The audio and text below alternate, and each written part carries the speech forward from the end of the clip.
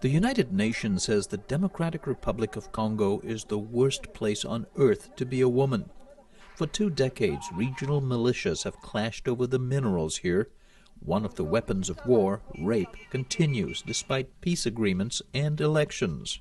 By one estimate, more than 1,000 women are assaulted every day. By another, the problem has hit some 12% of Congolese women. One of the few places women can turn is Heal Africa, in the eastern city of Goma.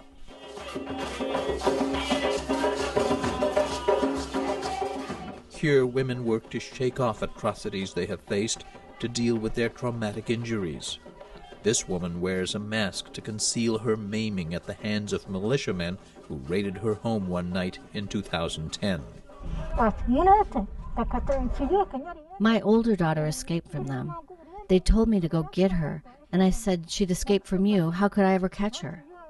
Since I wouldn't give them my daughter, they hit me in the head with a machete, and after I fell down, they used that same machete to cut off my lips.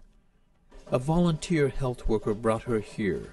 Heal Africa was started 12 years ago by British-born Lynn Lucy and her Congolese husband, Dr. Joe Lucy, devout Christians who'd served for years before that as medical missionaries. HEAL is an acronym. It stands for Health, Education, Action in the Community, and Leadership Development. And all of those are components of a healthy society.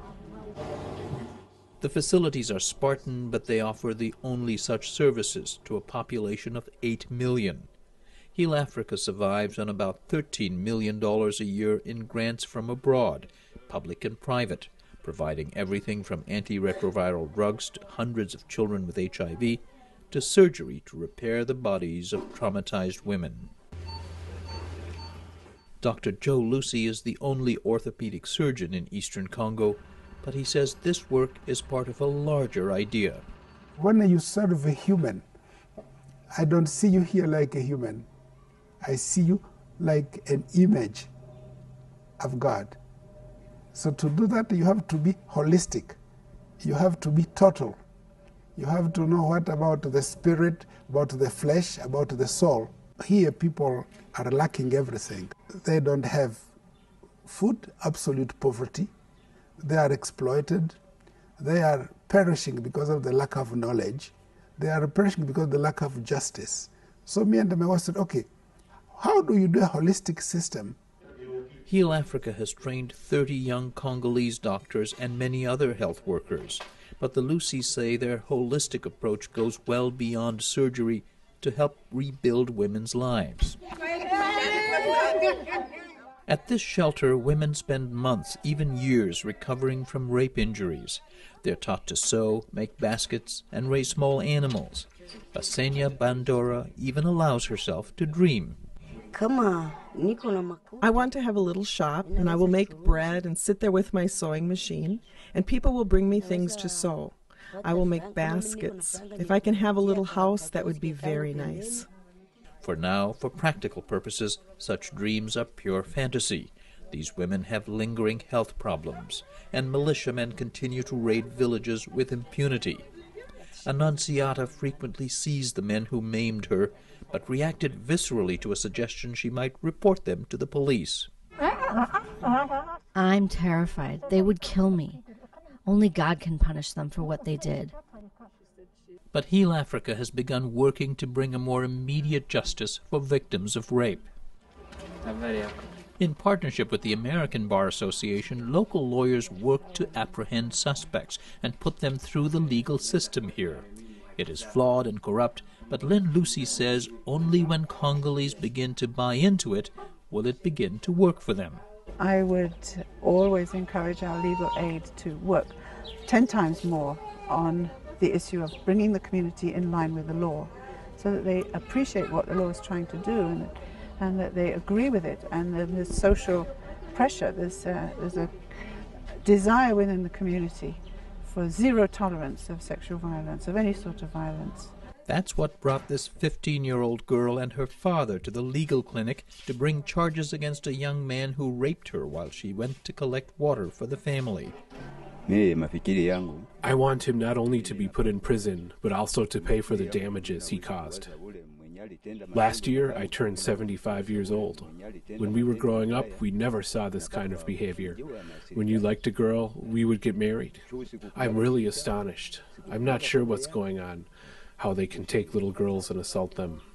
Lynn Lucy thinks it's a consequence of fighting that has raged for 2 decades in eastern Congo, destroying any sense of community. You have seen your village destroyed, you've seen your people killed, and you're a young man with no future. I mean, you have every reason to fight, have every reason to go off and join the militias. There are also those militias that will kidnap children and take them into their armies just to reinforce their ranks. Children are extremely good soldiers in that they have no fear and they have no conscience. Where does one begin to repair this?